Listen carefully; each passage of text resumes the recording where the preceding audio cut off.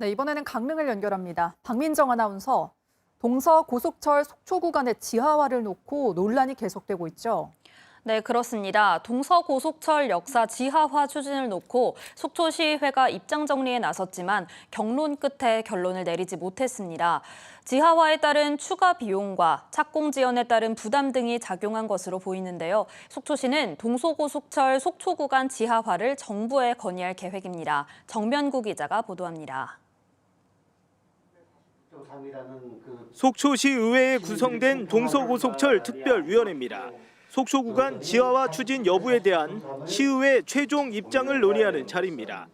인사말 이후 비공개로 진행된 회의에서는 지하화를 추진해보자는 의견과 강원도 등이 수천억 원의 추가 비용을 속초시가 부담해야 한다는 입장인 만큼 사실상 어렵지 않겠냐는 의견 등이 제시된 것으로 전해졌습니다. 약 100분 동안 경론이 오고 갔지만 결론을 내리진 못했습니다.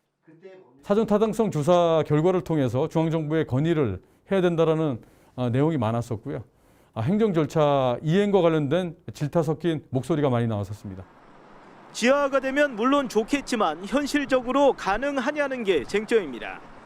무엇보다 현재 계획대로라면 철도 건설을 위해 이 사업 현장 주변에 대규모 성토가 불가피하고 도심 단절 등도 우려되기 때문입니다.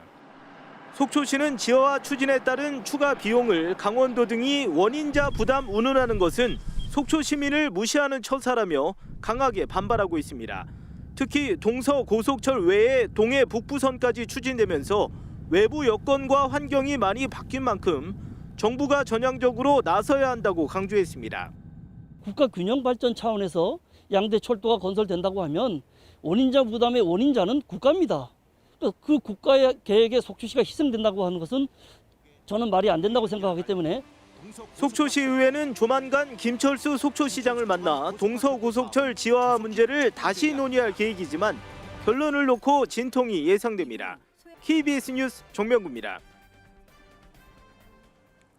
1980년 사북항쟁 당시 탄광 광원과 가족을 상대로 벌어진 고문 등 국가폭력의 실상을 조사한 최초의 종합연구보고서가 발표됐습니다.